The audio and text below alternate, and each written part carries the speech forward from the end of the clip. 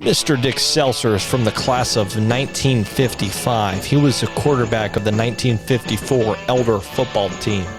That 54 team is the only team in Elder football history to go undefeated.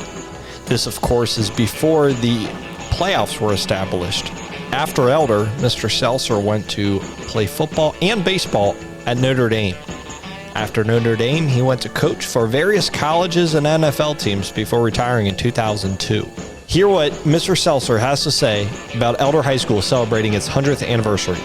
When it came time to go to Elder, there was no Moeller, there was no LaSalle.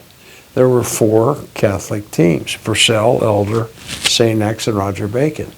Elder, whether they know it or not, had like the first rocket, high school rocket in the city of Cincinnati, because they had a stadium.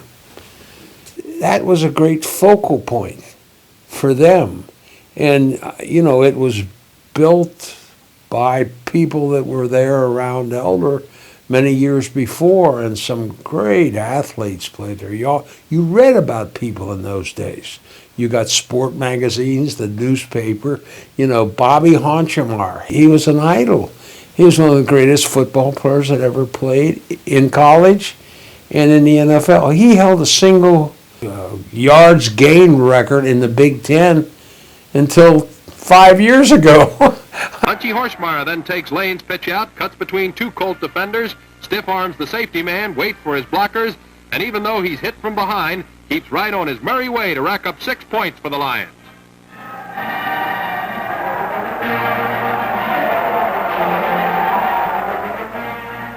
There were only 4 schools, but there was only one with a stadium.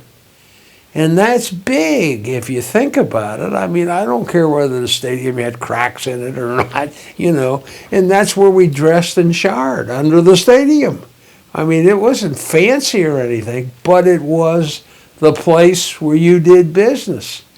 It's revived itself as the focal point today. To this very day, people talk about the pit and the games, and everybody wants to go. I mean, it's going to be that again, because that became a big thing. They hear about it before they come. Yep. So it sets the altar, so to speak, for what's going to happen.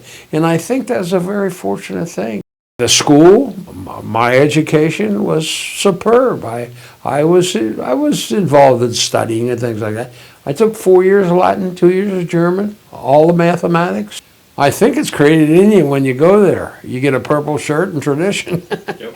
and it's amazing. And you there's no sense in trying to dodge it or change it. You're not going to, you know.